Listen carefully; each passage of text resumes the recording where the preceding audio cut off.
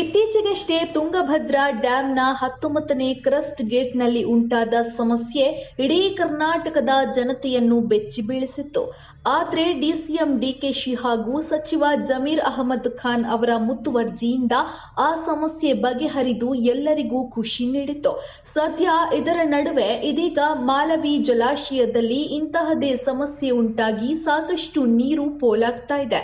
ಬನ್ನಿ ಹಾಗಾದ್ರೆ ಏನಿದು ಜಲಾಶಯದ ಸಮಸ್ಯೆ ನೋಡ್ಕೊಂಡು ಬರೋಣ.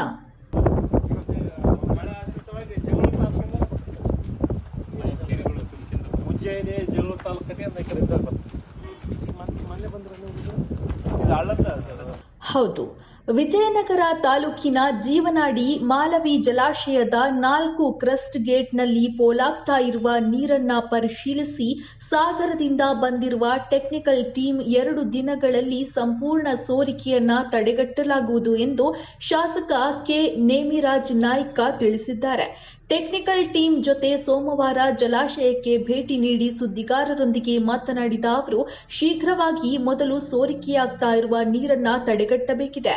ಆ ಕೆಲಸವನ್ನು ನಾಳೆ ಬೆಳಗ್ಗೆಯಿಂದ ಆರಂಭವಾಗಿ 2 ದಿನದಲ್ಲಿ ಸಂಪೂರ್ಣ ಸೋರಿಕೆ ನೀರನ್ನ ತಡೆಗಟ್ಟಲಾಗುವುದು ಎಂದು ತಿಳಿಸಿದ್ದಾರೆ.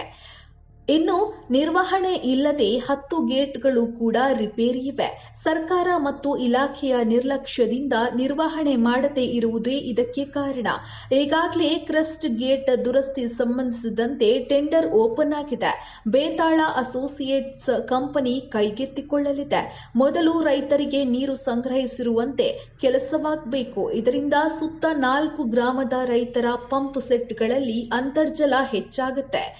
ಸದ್ಯ ಆದಷ್ಟು ಬೇಗ ಸೋರಿಕೆಯನ್ನು ತಡೆಗಟ್ಟಿ ನೀರು ಇರುವಾಗಲೇ ಕ್ರಸ್ಟ್ ಗೇಟ್ಗಳ ರಿಪೇರಿ ಮಾಡಲಾಗುವುದು.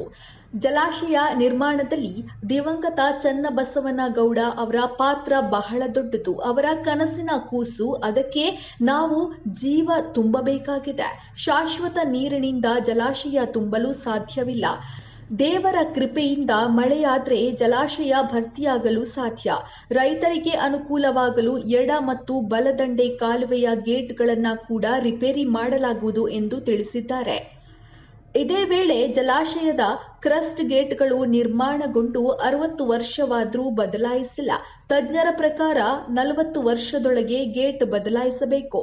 ಆದರೆ ಆ ಕೆಲಸ ಆಗ್ತಾ ಇಲ್ಲ. ಅತಿ ಶೀಘ್ರವಾಗಿ 10 ಗೇಟ್ಗಳನ್ನು ಕೂಡ ಬದಲಾವಣೆ ಮಾಡಬೇಕು ಎಂದು ಸರ್ಕಾರಕ್ಕೆ ಆಗ್ರಹಿಸುತ್ತೇನೆ ಎಂದು ತಿಳಿಸಿದ್ದಾರೆ.